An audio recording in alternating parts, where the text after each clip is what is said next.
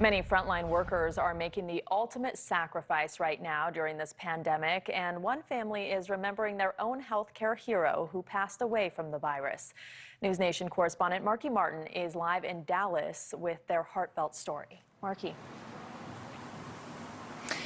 Ruta Bay, this is yet another tough story to tell. 70-year-old Iris had been a nurse for 35 years, and she decided to come out of retirement earlier in 2020 when the pandemic struck.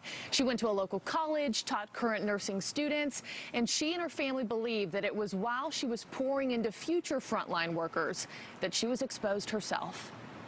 I love that she would be this person for so many people without seeking glory. It was all so quietly done. A new silence fills Celine Maida Schlemel's home this holiday season. The woman she called best friend, truest confidant, and mom, no longer alive to fill the world with soul and song.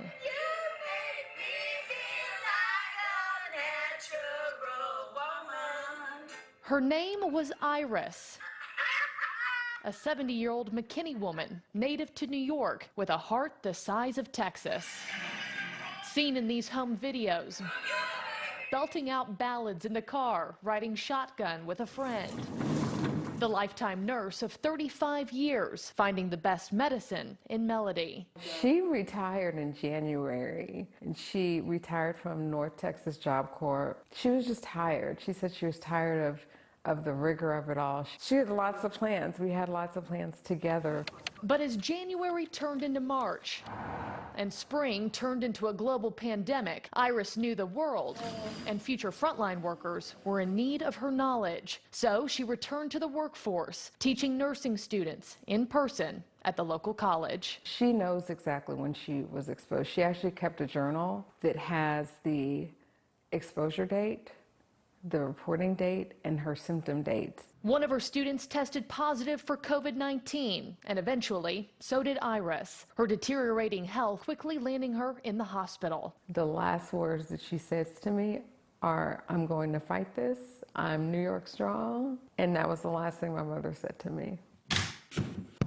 We sat with Celine on the floor of her living room as she thumbed through old family albums, sharing stories of her mother, whose beginnings were so humble, her first bed was an ironing board, to her final days giving her time, resources, and life to future frontline workers. She really was so selfless. Her 15-year-old granddaughter Elizabeth also reflecting on her Nana's passion for humankind. I always knew she was special and caring and stuff, but that makes me love her even more if that's possible. The family just wishing that selflessness didn't mean losing her entirely.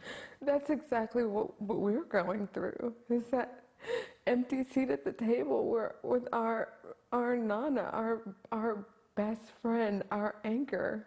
And she's gone. And that quiet gift she gave the world, already being put to use loud and clear for all of us to see. And that level of grace is grand. It's just unspeakably grand. And I'm so thankful to be her daughter. Of course, our hearts go out to that family. Celine also told me she knows she is not alone in that loss this year. She says for her mother, for other frontline workers, and for anybody else who has lost their life to this virus this year, she just asks that Americans take this seriously. She says this pandemic should call for eager participation from us all. Reporting live in Dallas tonight, Marky Martin, NewsNation.